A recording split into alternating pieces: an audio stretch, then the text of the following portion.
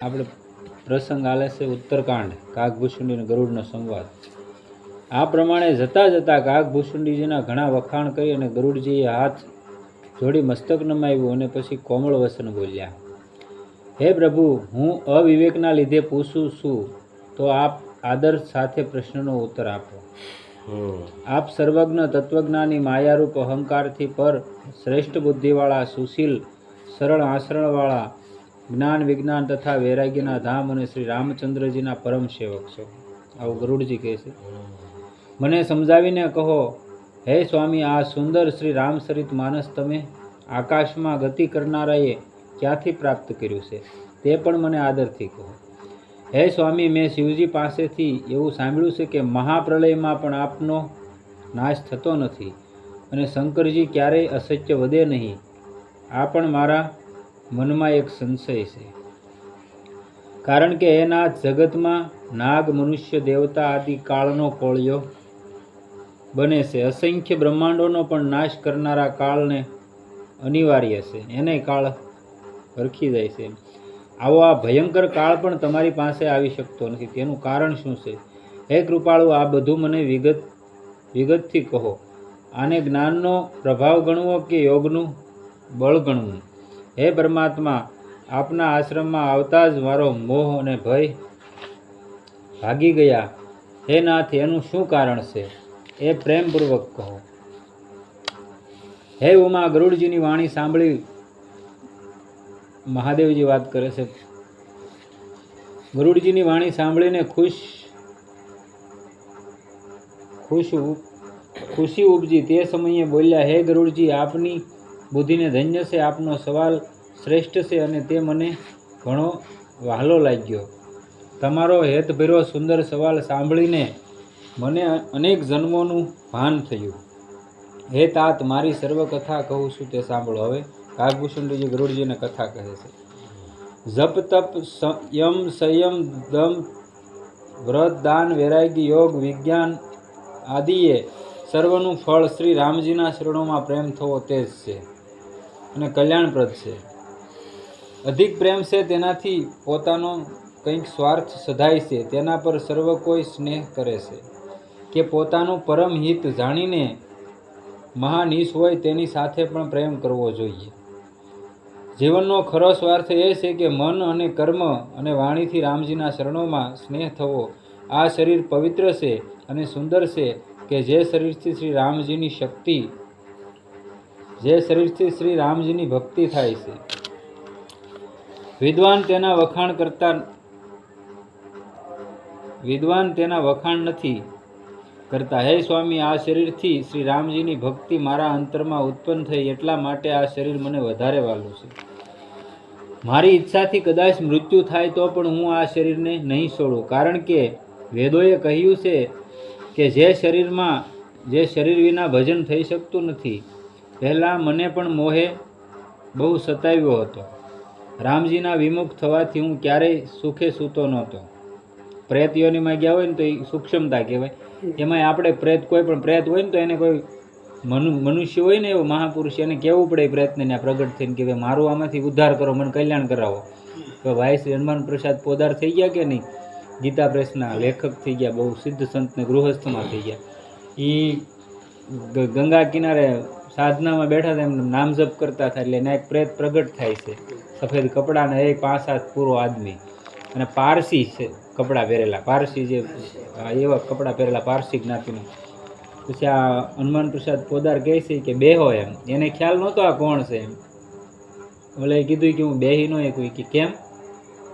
એ કે હું કોણ છું તમને ખબર છે? કે નહીં. એ કે હું પ્રેત છું. એટલે ઓલાને જરાક તો આમ ધ્રાસકો લાગ્યો. ભલે એ સાધનામાં જીવન હતું, સંત હતા, પણ છતાંય ધ્રાસકો લાગ્યો કે અહીંયા કેમ આ એમ. એટલે એને કીધું કે બોલો ને શું છે, તમે ભલે પ્રેત રહ્યા, કાંઈ વાંધો નહીં. પછી કહે છે કે હું મારું આવી રીતનું શરીર છૂટ્યું હતું અને મને કે આ ગતિ મળી પ્રેતની, એટલે કે મારો ઉદ્ધાર કરવામાંથી મને છોડાવો. પછી ને એ હનુમાન પ્રસાદ પોદારને વાત કરે છે કે ગંગાજીમાં જઈને મારું એટલું તર્પણ કરાવો બ્રાહ્મણ પાસે, અને તો મને મુક્તિ મળે. એટલે એને કોક પાસે જવું પડે. સૂક્ષ્મતા એવી છે, શરીર વિના કોઈ મુક્તિ કે ભક્તિ થઈ શકતી નથી. એટલે અહીંયા કીધું કાગભૂષુંડીજીએ કે શરીર વિના કોઈથી ભક્તિ નથી થતી. એટલે જે શરીરમાં ભક્તિ કરી લીધી એ શરીર જ આપણા માટે શ્રેષ્ઠ છે.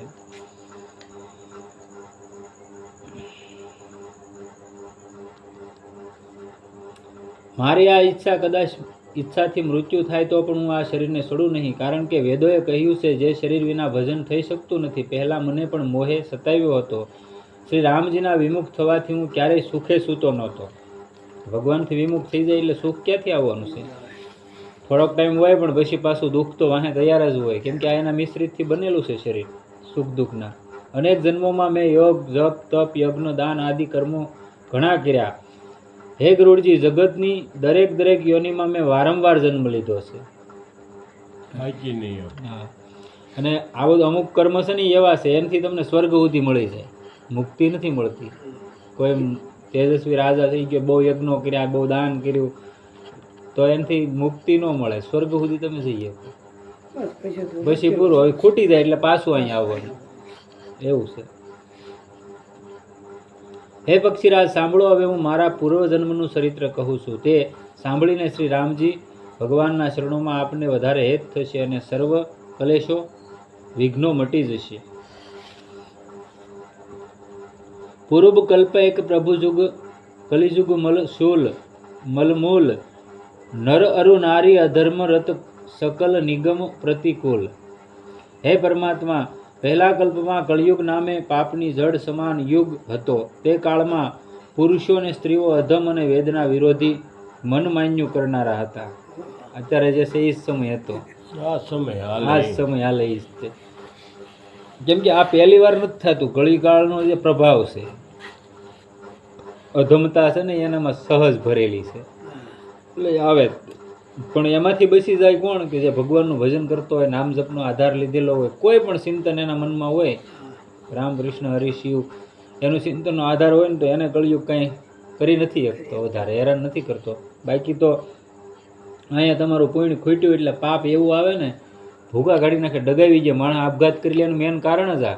કેમ કે પહેલાં સુખ ભોગવી લીધું અમુક વર્ષો, જે બે મિશ્રિતથી શરીર બન્યું એ સુખ મળી ગયું એટલે પહેલું સુખ મળ્યું તો સુખ ભોગવી લીધું. સુખમાં એને કાંઈ વાંધો ન આવ્યો તો એ ભગવાનને યાદ ન કર્યા. દુઃખ આવ્યું, સુખ જેવું તમને આપ્યું ને એવું હોય ઝટકીને દુઃખે આવે જ તેવા, તો એને ભોગવવા તૈયાર રહેવું પડે. પ્રારબ્ધનું કર્મ હોય ને એને, તો આપણે ત્યાં હારી જઈએ. એટલે માણસ આપઘાતને એવું કરે, આવું બધું પગલાં ભરે, એનું મેન કારણ આ. તેહી કલયુગ કૌશલપુર જાઈ જન્મત ભયવું શુદ્ર તનુ પાઈ શિવ સેવક મન કર્મ અરુબાની આન દેવ નિકંદ અભિમાની. એ કળયુગમાં હું અવધપુરીમાં એક શુદ્રનું શરીર પામીને જન્મ્યો. ત્યારે હું મન વસન અને કર્મથી શિવજીનો ભક્ત હતો. આવું કાગભૂષુંડી કહે છે ને આગળના જન્મની કથા. પરંતુ અન્ય દેવતાઓનો નિંદક અને ભારે ઘમંડી હતો. શિવજી સિવાય કોઈને માનતો નહોતો. અનન્ય ઉપાસક હતો મહાદેવનો, પણ એકનો જ તે, બાકી બીજાની ગમે એની કાપી નાખતા. ને એવું નથી, શાસ્ત્રો એવું કંઈ કીધેલું જ નથી. હરિહરમાં ભેદ કરે ને એ માણસને ક્યારેય મુક્તિ મળે જ નહીં. હરિહરમાં ભેદ ન હોવો જોઈએ. મહાદેવે ઈ છે ને રામ ભગવાન એ છે, ભેદથી નહીં જોવાના. આનું ઈ હતું કાગભૂષુંડીજીનું. એટલે હવે પક્ષી વાળા હતા એટલે કાગના શરીર મળ્યું. ધનના ઘમંડમાં મગ્ન રહેતો. હું બહુ જ બોલનારો હતો. મારી બુદ્ધિ તીવ્ર હતી અને હું મોટો પાખંડી હતો. જો કે હું ત્યારે શ્રી રામજીની રાજધાનીમાં જ રહેતો હતો, તો પણ મેં તેમનો મહિમા થોડો પણ જાણ્યો નહોતો. હા, બેઠવાનું હોય અને હામાં ભગવાન હોય ને તો માણસ નમસ્કાર ન કરી શકે. કેમ કે એનું પાપનું બાહુલ્ય એટલું બધું વધી ગયેલું હોય ને, પરિબળ. એટલે એને કદાચ તમે સમજાય હોય ને તો તમને સમજાવવા મળે કે ભાઈ તું અમને હું સમજાવતો હતો. એમાં બધા સમજીને બેઠા, એ મોટા એની જાતને મોટા બ્રહ્મજ્ઞાની માનતા હોય છે, એવું હોય. અને આ કળીકાળમાં ઘેરે ઘેરે એ છે. તમે આમાં યુટ્યુબના માધ્યમથી તમે આ સત્સંગ મૂકો, આપણે મૂકીએ છીએ, તો આમાં મને ઘણા એવા પૂછવાવાળા હોય, તમે આ ખોટું કહો છો ને, તમે આમ કહો છો ને, આ તમારું ખોટું છે ને. પણ હવે ઓલા યુટ્યુબમાં તમે ક્યારેય વિડીયા નહીં જોતા હોય, ગાયડું બોલે એને તમે ક્યારેય નથી કહેતા ખોટું છે. ધર્મની કોઈ પણ વ્યક્તિ વાત કરતો હોય તો તમે એમાં ફોલ્ટ કાઢવા નીકળી જ જાઓ કે આ ખોટું છે એમ. જેને જેને જેવો મહાપુરુષોનો અનુભવ છો એવી એને વાત કરેલી છે ને એના આધારે જ આપણે વાત કરીએ છીએ. આપણે ઘરની વાત તો કરતા નથી. તો એમાં તમે ભાઈ ખોટું ક્યાં પાડો અમને? હે, ન પડાય. મતલબ જે માણસ પોતાને અહમ આવી જાય મને કંઈક ખબર પડે એમ, તો તુલસીદાસ જેવા તુલસીદાસ થઈ ગયા ને એને એની જાતને અધમ કીધથી. રામચરિત માનસ જેવો ગ્રંથ જેને આપણને આપ્યો માનવ કલ્યાણ માટે, એને એની જાતને અધમ સાબિત કર્યા છે અને આપણે મોટા જ્ઞાની દીકરા થઈને ફરી. કળીકાળમાં પાપોએ સર્વ ધર્મોને દબાવી દીધા હતા. અત્યારે જે સહિત છે, સદગ્રંથો લુપ્ત થઈ ગયા હતા. પાખંડીઓએ પોતાની બુદ્ધિ કલ્પના કરીને અનેક પંથ સ્થાપી દીધા હતા. જે અત્યારની પોઝિશન છે એ જ પોઝિશન હતી અને જ્યારે જ્યારે કળીકાળ આવે ત્યારે આ પોઝિશન થાય જ તે. પણ કોઈ મહાપુરુષો એવા આવી જાય કે એ પાછી ધર્મની સ્થાપના કરે અને ધર્મને પાછો ઉજાગર કરે, અમુક વર્ષો એમને હાલે, પછી પાછું એવું થાય તો પાછા કોઈ મહાપુરુષો આવે, એમ કરીને જ્યાંના વર્ષો છે ને પૂરા થાય. છેલ્લો સમય જ્યારે કલ્કી ભગવાનને અવતાર લેવાનું થાય છે ત્યારે તો એમ કે હાહાકાર મચી જાય. ત્યારે ભગવાન આવે અવતાર લેવા કે ધર્મ જ ઠામુકો નેસ્તનાબૂદના આરે ઊભો હોય ને ત્યારે પરમાત્મા. ત્યારે બધાય લોકો મોહને વશ થઈ ગયા હતા. લોભ સર્વ શુભ કર્મોને ગ્રસી લીધા હતા. હે જ્ઞાનવાન દ્રષ્ટિ, હવે કળિયુગના કઈક ધર્મ કહું છું તે પણ તમે સાંભળો. કળિયુગમાં વર્ણ ધર્મ અને સારે આશ્રમ રહેતા નથી, આ વયું જાય છે. નહીતર બધા યુગમાં વર્ણ ધર્મ અને સારે આશ્રમ રહે. ત્રણ યુગમાં, સતયુગ, દ્વાપર ને ત્રેતા. સતયુગ, ત્રેતા ને દ્વાપર, આ એક કળીકાળ જ એવો યુગ છે કે એમાં વર્ણ આશ્રમ જે અર્થવ્યવસ્થા ભગવાને મૂકેલી છે મનુસ્મૃતિમાં, એ વર્ણ વ્યવસ્થા નથી રહેતી. આમાં શુદ્ર કોટીના માણસો એ પોતાની જાતને મોટા સમજતા હોય ને આપણે આપણી જાતને મોટા સમજતા હોય, એવી રીતનું. મતલબમાં અત્યારે બ્રાહ્મણ કોટીના માણસો હોય તો એ કેવું જીવતા આપણે જોઈ જ ખબર પડે કે આપણે આવું જીવતા છે, એની કરતાં ઓલે સારું જીવતો. એટલે આવું બધું છે એમ કળીકાળમાં.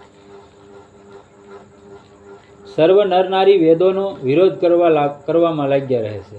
અત્યારે કોણ વેદને માને? બ્રાહ્મણોએ વેદોને વેચનારા અને રાજા પ્રજાનું ભક્ષણ કરનારા થાય છે. વેદની આજ્ઞા કોઈ માનતું નથી. અત્યારે એકે એવી દુનિયામાં ઓલી નથી, રોગ નથી કે એની દવા નથી. વેદમાં બધુંય છે, પણ આપણે વેદને મૂકી દીધા ને આપણે કોઠા હોય શરૂ કરી વૈજ્ઞાન કરી. બાકી અથર્વ વેદ છે ને એ આખો એમ કહીએ ને તો આયુર્વેદનો ભરેલો વેદ છે. એમાં બધી ઔષધિ છે, કેન્સરથી માંડીને તમામ. એનો જાણનાર કોઈ હોવો જોવે. જેને જે માર્ગ સારો લાગે તે માર્ગે જાય અને જે ડીંગ મારે તે મોટો પંડિત કહેવાય. અહીંયા શું કીધું કાકભૂષણજીએ? જે ડીંગ મારે એ મોટો પંડિત કહેવાય. ધર્મ નથી રહેતો, અહીંયા ધર્મના નામે ડીંગ મારે, ખોટું ઝાંકે. અત્યારે તમે જુઓ ને ઘણી જગ્યાએ આપણે જોઈએ છીએ અમુક જે સંપ્રદાયો છે એમાં એ માહિતીમાં હોય ને આમ અમુક તમે જોયેલા છે, આમ કરતા હોય, આમ હાથ ઉપર ને. આપણને એમ થાય આ તો માથેથી સીધો ભગવાન એને કોન્ટેક્ટમાં થઈ ગયો હોય, સીધો ત્યાં પરસો પૂરી દે. આવું છે બધું. એટલે એવું હકીકત ધર્મના નામે લૂંટી ખાવાનો ધંધો છે, એવું હોવું ન જોઈએ. જે દંભમાં આસક્ત રહે છે અને મિચ્છાડોળ કરે છે તે સાધુ કહેવાય છે. આપણે તો નથી કહેતા, આ કાકભૂષણજી કહે છે. રામાયણ આ તુલસીદાસ મહારાજનું લખેલું રામચરિત માનસ છે, આપણું જ છે નહીં. નકર તો એમ થાય કે આવડા ફેંકવા મળ્યા. કોઈ પણ યુક્તિથી પારકું ધન હરનારો બુદ્ધિમાન ગણાય છે. આ કળયુગના પ્રભાવ છે. જે દંભ કરે છે ને, મોટી મોટી વાતો કરે છે, તે મોટો આસારવાન ગણાય છે. આ કળયુગમાં જે માણસ ધર્મનિષ્ઠ હોય અને ધર્મતાથી હાલતો હોય ને એને કોઈ ગણે નહીં. ખોટી વાતો કરે ને બે સાઈનલા અહીંયા કરે ને નીકળી જાય ને એ મોટો વિદ્વાન કહેવાય. કરતો ન હોય કાંઈ. આવા છે. એટલે આ કળી કાળનું પ્રમાણ છે. જે વાતમાં જૂઠું બોલે છે અને જેની તેની મશ્કરી કરી જાણે છે તે કળિયુગમાં ગુણવાન ગણાય છે. ઓલામાં બુદ્ધો ગણાય. ખાવાય નહીં મળે. અહીંયા હાવ સ્પષ્ટતા કરી દીધી. એને આ દુનિયા ગુણવાન કે આને કોઈ ગણે નહીં. એટલે આ કળીકાળનો પ્રભાવ છે. માણાનો દોષ નથી, આનો આ યુગનો પ્રભાવ છે. અને એનો પ્રભાવ ક્યારે પડે? આપણે ભજન નથી કરતા ત્યારે પડે. નકર કોઈ પણ જીવનની અંદર નિયમથી ભજન કરતો હોય કોઈ માણસ અને સતત ચિંતન નામ જપનું શરૂ હોય તેને કળીકાળ કાંઈ ન કરતો, એ સતયુગમાં જીવે. એનાથી આગો રહે છે નામથી. કળિયુગે જે યુગનો પ્રભાવ છે ને એનાથી આગો રહે. જે આશારીન છે, વેદ માર્ગે ચાલતો નથી, તે કળિયુગમાં મહાજ્ઞાની તથા વૈરાગી મનાય છે. શું કીધું? જે આશાહીન છે, વેદ માર્ગે ચાલતો નથી, તે કળિયુગમાં મહાજ્ઞાની ને વૈરાગી મને છે. જેને લાંબા લાંબા નખ અને લાંબી લાંબી જટાઓ હોય છે તેની મોટી તપસ્વીમાં ગણના થાય છે. લ્યો, નખ વધારાનો જટા કરો તો ઈ થાય. તપસ્વી ગણાય એને. તપસ્વી છે. તપ કેવું કર્યું એ કોઈને ખબર ન, પણ દુનિયાને તપસ્વી ગણે. એ કાકભોળાને હમણાં બધાને રેડી છે. જે અમંગળ વેશ તથા અમંગળ આભૂષણો ધારણ કરે છે તેમજ ભક્ષ્ય અભક્ષ્ય ગમે તે વસ્તુ આરોગે છે તે યોગી ગણાય છે. કળિયુગના લોકો તેને સિદ્ધ જાણી તેને પૂંજે છે. આ કળિયુગનો પ્રભાવ છે. આમાં ક્યાં કોઈને પૂછવા જવાનું છે ભાઈ, ચોખ્ખું જ કહે છે કે તમે ક્યાં જાવ છો એમ. જે બીજાનું અહિત કરનારો હોય તેનું આચરણ બીજાને દુઃખી કરવાનું હોય છે. મોટા ગૌરવશાળી તરીકે વખણાય છે. જે મન વસન તથા કર્મથી ખોટો હોય તે વક્તા ગણાય છે. મોટા ન કરતા હોય અને એનો પ્રભાવ ન પડે. તમારે જોવાનું કોઈ પણ માણસની માથે એનો પ્રભાવ ન પડે. અને જે ભજનાનંદી કોઈ પણ માણસ હોય ને એનો પ્રભાવ પડે લાંબા સમયે, એ પાછો હાલે તે. અને જે ખોટું હોય ને એ અમુક વર્ષ જ હાલે, 2-5 વર્ષ હાલી જાય અને પછી પાછું પૂરું થઈ જાય, પછી ગોચ્યાય ન જડતા. હે સ્વામી, કળિયુગમાં દરેક પુરુષ સ્ત્રીને વંશ થઈ મદારીના વાંદરાની જેમ તેનો નસાયો નાશે છે. હું કીધું, હે સ્વામી, કળિયુગમાં દરેક પુરુષ સ્ત્રીને વંશ થઈ મદારીના વાંદરાની જેમ તેને નસાયો નાશે છે, તેનો નસાયો નાશે છે. આ સ્ત્રીનું રાજ આવી ગયું કહેવાય. શુદ્રો હોય તો તે બ્રાહ્મણોને જ્ઞાનનો ઉપદેશ કરે છે. એ જ થઈ ગયું ને, જ્યારે હું થઈ ગયું. અને ગળામાં જનોય ધારણ કરી અયોગ્ય દાન લેશે. સર્વ પુરુષો લંપટ, દુરાસારી, કામી, ક્રોધી હોય છે અને તે બધાય દેવો, બ્રાહ્મણો, સંત, સાધુઓની વિરોધી હોય છે. ઉલટા સ્ત્રીઓ પોતાના રૂપવાન અને ગુણવાન પતિને છોડીને પર પુરુષના પડખા સેવનારી વ્યભિચારીણી હોય છે. એટલે આમાં હું ભાઈ બાકી રાખ્યું એની બધું એને ખબર જ છે ને, બધું એને જોયેલું છે. સૌભાગ્યવતી સ્ત્રીઓ અલંકારો વિનાની હોય છે અને વિધવાઓ નિત્ય 16 શણગાર સજીને ફરતી હોય છે. અત્યારે જોઈ લેજો હાલની સર્વિસ. વિધવા તમે તે કહેવાય જ નહીં, હરિયાણા એટલા પહેરેલા.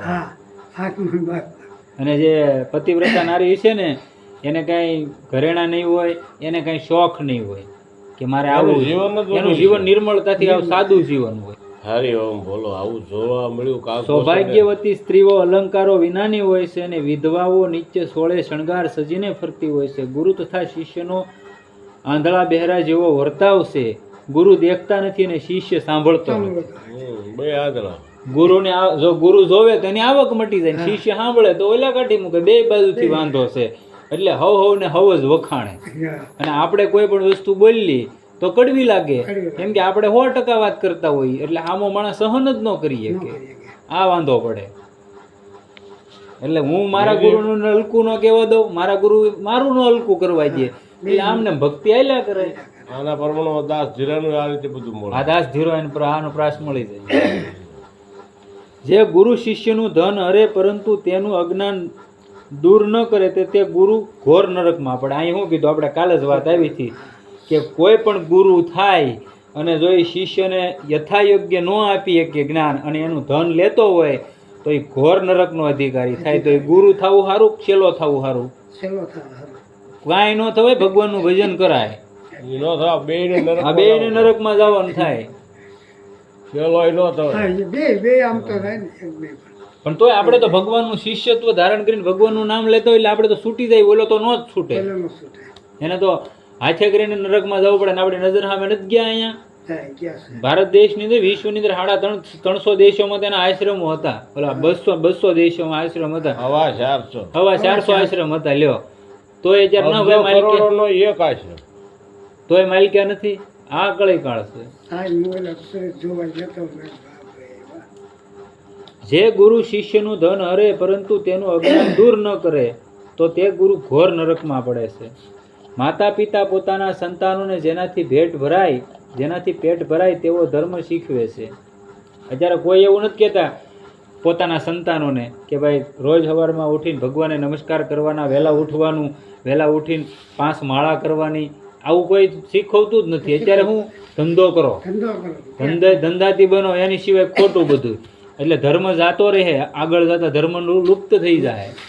હજી તો 5,500 વર્ષ જ થયા ત્યાં જો આ જે કાગભૂષુંડીજીએ કીધું એ બધુંય બની ગયું તો 4,32,000 વર્ષ કળયુગના. વિચાર કરી લો આગળ શું થાય એમ. નહીં કરવાનું કરશે હે એ તો ન થવાનું જ થાય. કોઈ મહાપુરુષ આવશે ને પાછી ધર્મની સ્થાપના કરશે ને ત્યારે થાય, બાકી નહીં થવાનું થાય. પ્રલયકાળ થાય તો છે ને ભવિષ્ય માલિકા પુરાણમાં ચોખ્ખું કીધેલું છે કે 2024 થી શરૂ થાય અને 2032 સુધીમાં. આ હું નથી કહેતો, ભવિષ્ય માલિકા અચ્યુતાનંદ થઈ ગયા જગન્નાથપુરીમાં, એને ભવિષ્ય માલિકા પુરાણમાં લખેલું છે 2032 સુધીમાં આખા વિશ્વમાં થઈને 40 કરોડ માણસ વચ્ચે ખાલી. એમાં ભારત દેશ એકલામાં 30 કરોડ માણસ વચ્ચે. અને જે ઝવલે કોઈ મહાપુરુષ હશે આપણા દેશમાં, એવા મહાપુરુષો હશે જે ભજનાનંદી હશે એ જ બચશે. જે ભજન કાંઈ પણ કરી લીધું છે એ બાકી કોઈને એવો ફાંકો હોય કે આપણે ગમે એવું પાપ કરીને જીવી જઈએ તો વાટે ન રહેતા પ્રલયકાળ હાલ્યો જ આવે છે સામે. આ આપણી વાણી નથી, આ અચ્યુતાનંદ સરસ્વતીની વાણી છે. એને જે કીધેલું છે ને એ બધું બનેલું છે. જગન્નાથપુરીમાં ક્યારેય એની ધજા છે ને, જગન્નાથપુરીનું મંદિરની માથે સૈકલ્યું ન વટી શકે એવી મંદિરનું ઉર્જા હતી. એને કીધું કે એક ફેરી જગન્નાથના મંદિરની માથે જેથી એમ સમજો કોઈ બાજ કે સકલું બેહે ને તેથી હવે સમય શરૂ થઈ ગયો. હજી થોડાક જ સમય થયો, એની માથે 2 કલાક એક બાજ બેઠું હતું. પછી એ જ મંદિરનો પડછાયો ક્યારેય ન પડતો. તમે ગમે એ બાજુથી જોવો એની માથે સુદર્શન ચક્ર છે, ગમે એ બાજુ જોવો તમને તમારે સામું જ લાગે એવી રીતનું ચક્ર છે. અને એ મંદિરનો એવી રીતનો દરવાજો છે, આ તમે પગથિયું ચડો એટલે સામે દરિયો છે અને ઉપર ચડી જાઓ એટલે મંદિરના દરવાજાની અંદર ખાલી તમે 12 હાંકમાં પગ મૂકી દો ને એટલે દરિયાનો અવાજ બંધ થઈ જાય.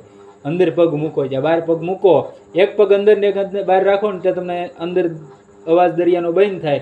12 પગ મૂકો એટલે દરિયો ઘૂઘવાટા કરતો હોય.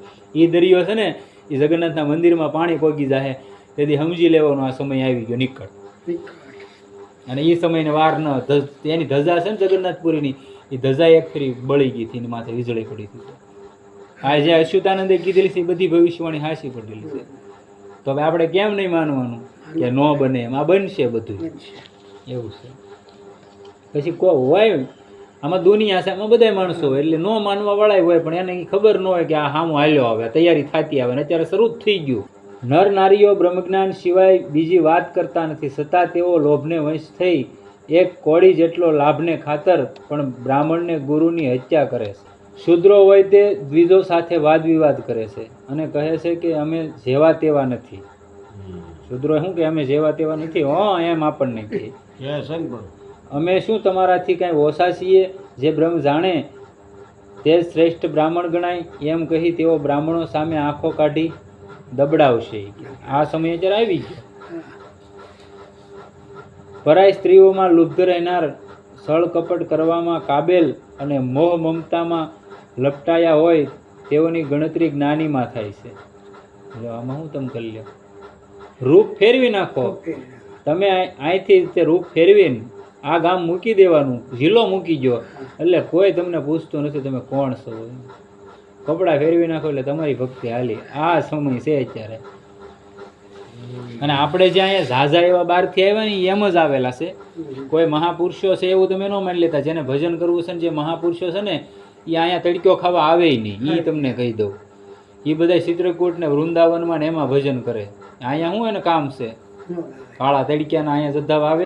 કળિયુગનું આવું ચરિત્ર જોયું.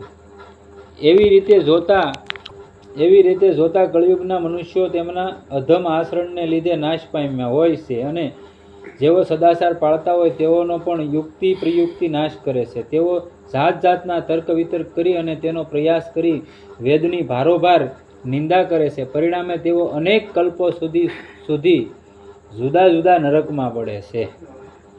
આવી ગતિ થાય છે માણસ આવું કરતા હોય ને.